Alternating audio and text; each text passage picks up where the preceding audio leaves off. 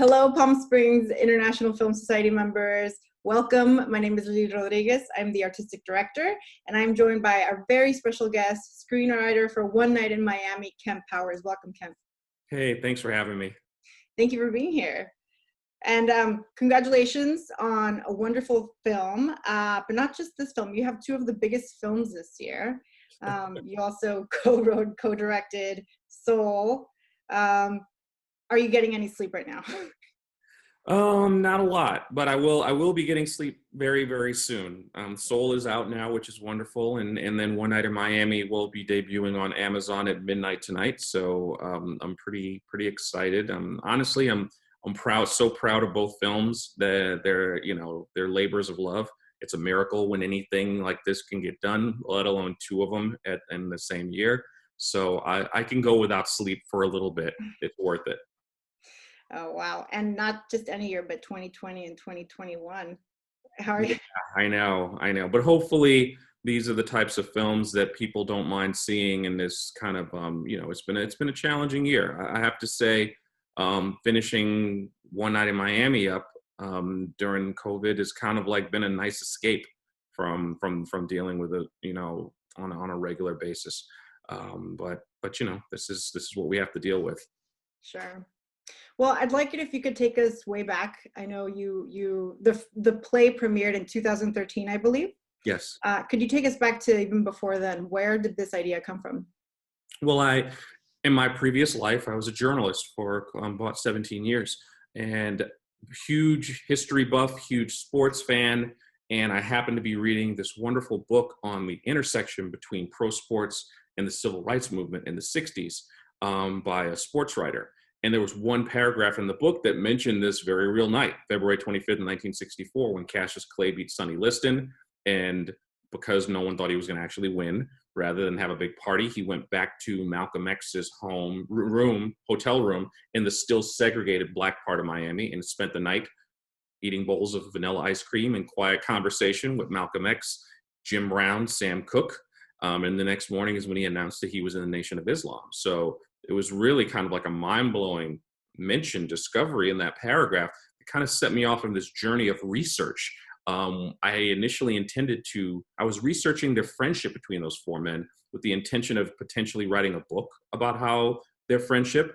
And it was just one of those things where I spent years and years doing tons of research, learning so much, connecting the dots. But that particular night and what they discussed was always kind of like not many details, pretty mysterious. So I just had years of research in a box, basically. And as fate would have it, my journalism career kind of started winding down right when my creative writing career came up. And I was thinking of ideas for a new stage play to write. And the very thing that stymied my writing the book, which was not being able to fill in the blanks of what they talked about, was actually perfect grist for what I thought would be a perfect stage play with four men in a room, taking everything I knew about what happened to them and their beliefs, and using it to create characterizations of them and have this discussion, this debate that's honestly a debate that Black people have been having since way before that, going back to W.E.B. Du Bois versus Booker T. Washington, all the way up to today. And it's what's the best way forward for Black people in this society that we're a part of. So that's really how it came about. Mm. And it really, the film is relevant for so many reasons, but I think for me, that was one of the main reasons that especially the Malcolm X and Sam Cooke, when they're talking about, how Sam does things and how Malcolm X thinks he should be doing things. Right. Things that were relevant in the 60s are relevant in 2013, they're relevant in 2021. Can you Right. talk about the importance of especially talking about, about that? Yeah, the modern relevance of it isn't lost on me. That was never the intention. I think it's interesting because when the play was first produced in 2013, people commented on how prescient it was. There were for those who don't remember, 2013 was when Trayvon Martin was shot and killed, and the guy who shot him, George Zimmerman, was acquitted. So that happened during the run of the play, and it was seen as like reflective of that. But it felt like every production subsequently, in 2015 when it was in Baltimore and Freddie Gray happened, it felt like this was happening in the midst of this new social upheaval. And I don't know if it was, I mean, it was seen as reflective of it, but that wasn't the inspiration for me writing the play, just like it wasn't the inspiration for me writing the movie. In fact, I think I'm kind of looking forward to the day that the film is seen as a time capsule. You know what I mean? Where it doesn't seem to be reflecting something where we're going through. But the reality is that that year, 1964, and the 60s in general, were a crucible moment, you know, of violent transformative change. And you'd have to be insane to not think we're going through a crucible moment of transformative change right now as well. So I think that's what connects it. Mm-hmm. I'd like to go back and talk about the writing process. Can you talk a little bit about both the challenges and the opportunities in writing for, you know, the in-betweens, those things that we don't know so much about for these four icons? Well, again, if you wanna make sure you don't veer into the world of caricature, because they're all so well known. They've been so photographed and filmed. People know what they sound like, and I think that caricature is an easy thing to do that can also take you off the path. And you know, the good thing is that from the very beginning, I always set out to show these men that we know so well, these iconic men, in the private moments away from the cameras, you know, moments when they're being vulnerable in ways that we've actually never seen any of them be vulnerable in public, which is very freeing. But at the same time, I feel like I have a certain responsibility to make sure these characterizations represent, you know, a realistic version of each man. It was not right to just do fan fiction where you have them behaving in ways that anyone who knows them know they would have never done any of those things. So that was probably the hardest part, is just kind of trying to make sure you color within the lines of who each of these men were, while still trying to bring excitement and drama and humor, you know, bring all these things to write something cinematic and something entertaining. But you can't let the entertainment drag you into a realm of like totally unrealistic, or a world of just abject caricature, because either one I think would derail you. Mm-hmm. Right. Was that moment with Jim Brown and Mr. Carlton? Yes, was that based on a true account? Yeah, it was an account from Jim Brown in one of his early, he had written an autobiography when he was still a young man. And of course, it's a reimagining of a moment, but as Jim Brown told it, basically he'd gone down to St. Simon's Island and his aunt asked him to go visit her white employer who wanted to meet him. And the guy came out onto the porch and had a really nice conversation with Jim. And Jim had the realization that the guy wouldn't let him into his house because he didn't, you know, let black people in the house. Of course, the way I wrote it for the film is much more dramatic and in your face, where he literally calls them a slur. But it was based on a very real and, according to Jim Brown, painful moment in his life when he realized that despite the fact that he was a football star, despite the fact that he was a celebrity, he still was kind of like in his place down there. And that was actually, at the time that he wrote his biography, it was the last time he went home to St. Simon's Island, Georgia for many years because of that experience. So yes, based on a real thing. And from the play to the movie, when did this transition come to be, this adaptation? Initially, I was really resistant to adapting it into a film. I shouldn't even say adapting it. It was more, back then I hadn't written any TV or film yet. So the option, what was presented to me was optioning it. So basically optioning the play to be adapted by someone else into a film. And I was concerned. You know, I wrote it to be a stage play, and I was concerned what Hollywood would do to that story and how they would warp and change the story. And, you know, several years into the life of that play, my screenwriting career actually started developing, you know, to the point that I believed that I was a competent enough screenwriter that I could be the guy who would actually adapt it. And that was the point at which I went back and read the play again and could imagine a way that it would be a film. Because in the beginning, in 2013, I couldn't have even imagined, how would this even be a film? The way the play is structured, it begins when the four men enter the room, and it ends 90 minutes later in real time when they exit the room. It's quite literally all just them in the room and the lights come up when they go in and they go out when they leave. It's actually quite a different story, although a lot of similar things happen. And with the film, I knew that I wanted to retain the themes of the play, but I knew that I would have to tell a much different story. And I finally was able to kind of like imagine, now that I had the language of writing for film and television in my head and knew how to do it, I was able to imagine how I would do that. Okay.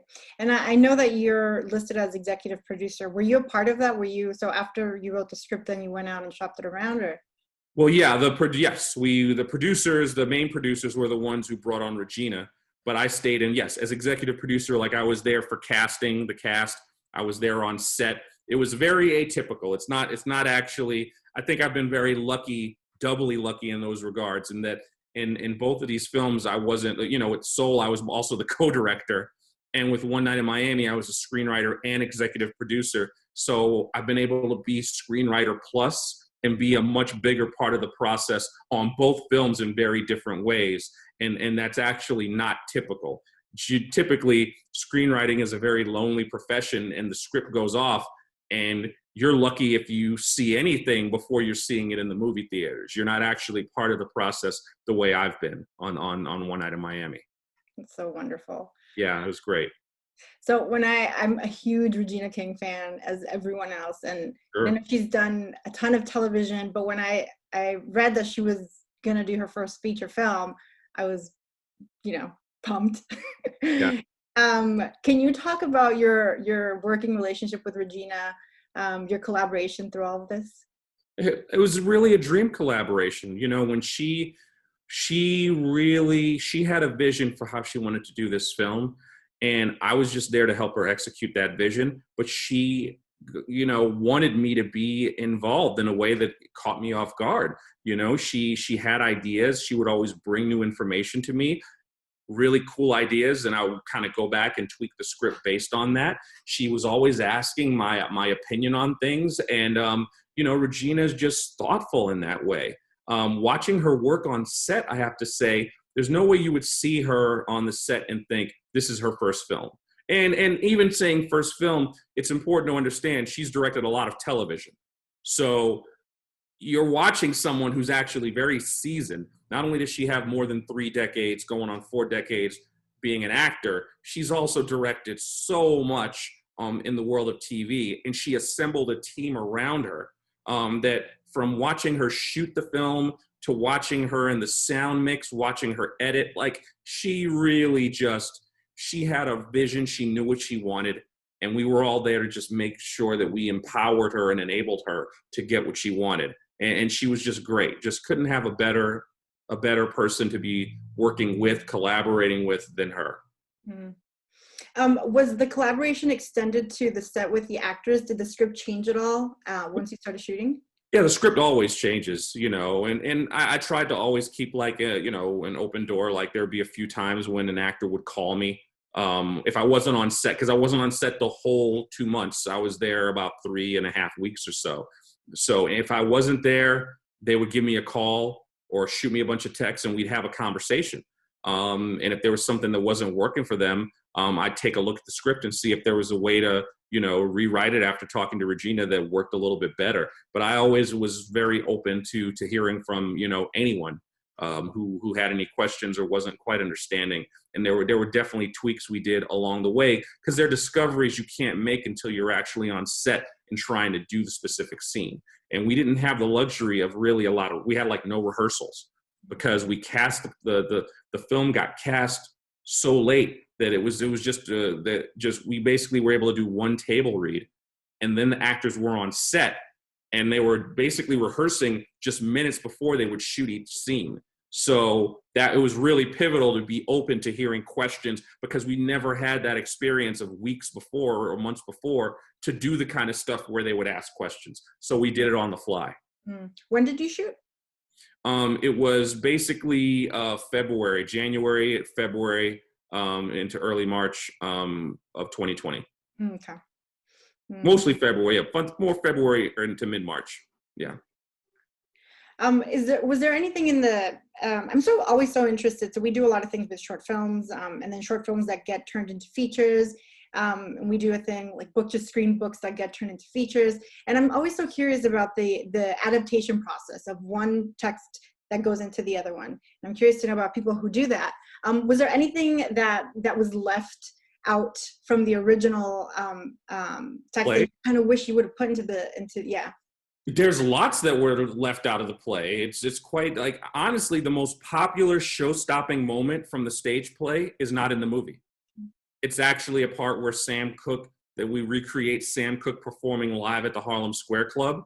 And it's like a concert part that doesn't exist in the film because it doesn't serve the story of the film. So I can't say that I wish it had worked its way in there because I'm so happy with the story that we told in the film. And the play is still there. The play is still a thing that I'm hoping the play will still continue to get productions.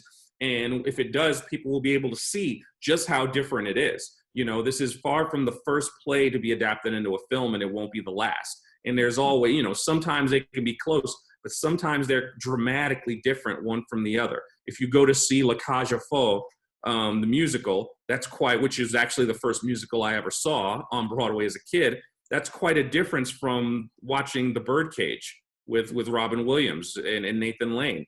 Quite a different experience. You know, one is a musical for that matter. So it's yeah. That's great. And there's so many wonderful exchanges between the characters. Do you have a favorite exchange or moment in the film? Honestly, there's two actually. One is the height of the argument between Malcolm and Sam when Malcolm puts on Blowing in the Wind. It was actually the first scene I wrote in the play.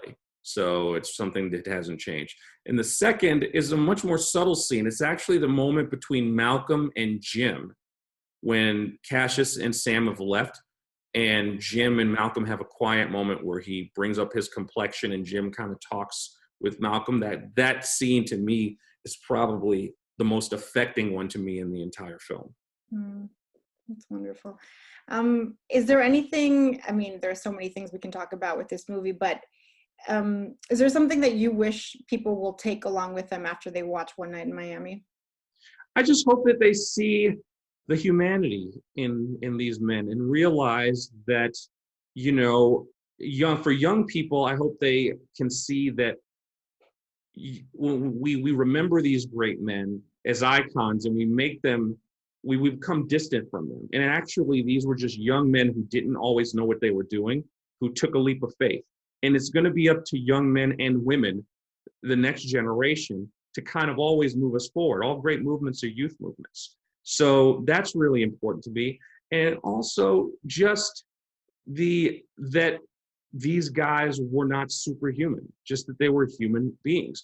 And the central debates that are happening, there's no one right or wrong. In order for us to move forward, you actually need both. You need your Malcolm X's and you need your Sam Cookes in order to collectively move us all forward. Absolutely. Well, thank you, Kemp. Thank you so much for everything you've done so far. I cannot wait. This is One Night in Miami, I saw was your first feature script. And I just can't wait for what else you're going to do as a director and a screenwriter. So thank you. Thanks for having me. I really appreciate it. All right.